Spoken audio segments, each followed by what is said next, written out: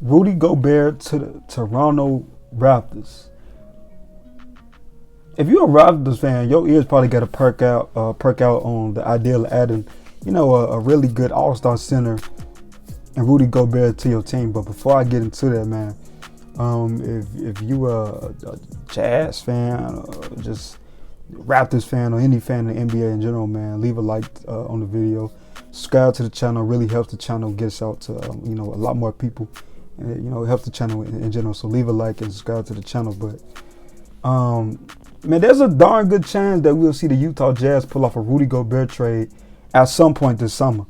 In my personal opinion.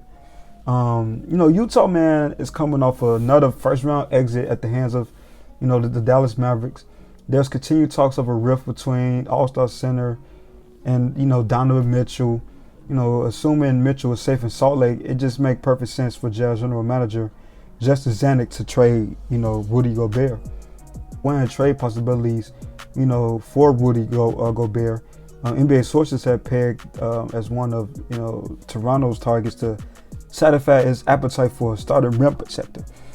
Now, as we know, as we've seen in that series when Toronto was going against Embiid and them, even though they have size when it comes to like the wings, that they have a lot of depth when it comes to wings, but they weakness, as we seeing, was just missing that true center who can man the paint down there, and adding a guy like Rudy Gobert would be beneficial to a team like to Toronto when they go up against the Sixers and the likes of teams like that.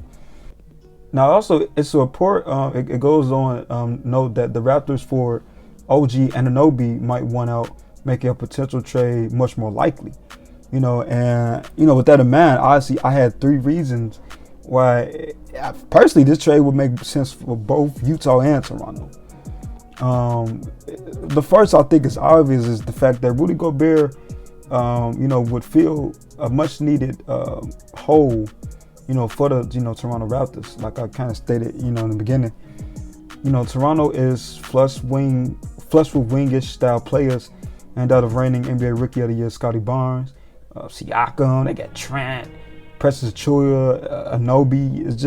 It's crazy. They got a whole bunch of forwards. It needs to clear some of that up. Hence why Toronto was linked to Indiana Pacers, if you remember, for big man Miles Turner ahead of the NBA trade deadline.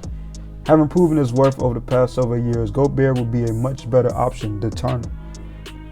And man, Rudy, through his career, spanning from 2016 to 2022, has averaged, 14.8 points a game, 13 boards, a game, 67% shooting,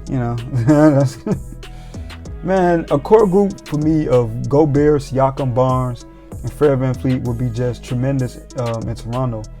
It's much more well-rounded roster than what we saw during the team surprising 48-win, season that they just had.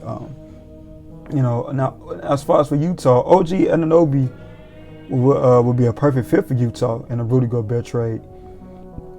With Mitchell looking every bit the part of a franchise cornerstone, it stands to reason that Utah will attempt, retool rather than rebuild. It will want to get immediate impact performers, and Anunoby fits into that category big time. And Anunoby more than fits into the category. He's upped his game every season since Toronto made him a first-round pick in the 2017 draft out of Indiana. He's also coming off a career best, in scoring and everything, last season. His stats, since been in the league, 17.1 points a game, 5.5 boards, and 2.6 a game, 44% shooting on 36% three-point shooting. And he's only 24. Anunoby could end up being that number 2 star behind Donovan Mitchell in Utah. He also seems to be a much better fit given his scoring ability and perimeter game.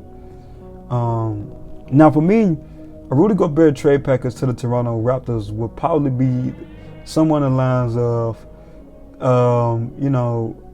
I would think the Jazz would probably get, of course, OG Anunoby. They'll probably get Gary Trent and Kim Birch. And for the Raptors, they'll probably get Rudy Gobert and Alexander Walker. And now, because if you break down the contracts, Anunoby is playing under a mere 4-year, $72 million contract. Given Gobert's average annual salary of $41 million, finances would dictate other moving parts heading to the Jazz. Value and a potential trade adds another layer to that. In addition to OG, the Jazz will be bringing in a potential 20-point per game scorer in Trent Jr. It will give the team much more firepower and what is a loaded Western Conference. As of Toronto, moving off Trent Jr. would hurt. Trent Jr. is a Swiss Army knife. He can score and shoot three. He can defend. But with that said, it will have to add an asset like that to make a deal of this ilk work. The Raptors will still have 3 potential 20-point scorers in Van Fleet, Siakam, and Barnes. It will also boast one of the best defensive bigs in the game to go up against the likes of Joel Embiid and others back at East moving forward. So, for me, for those reasons alone, I think this trade will work for both teams. It makes sense for both teams. As like I said, for Toronto, you get the size you need, to go up against the likes of the Joels. And for Utah, you get to put a really good defensive wing and a good defensive scorer, and pair that with the likes of Donovan Mitchell to give you yourself a more, better, rounded roster. So for me, it's 8 trades for both teams around. But leave in the comments how you feel about the trade I just mentioned, or if you were a Toronto fan, how you feel about adding the likes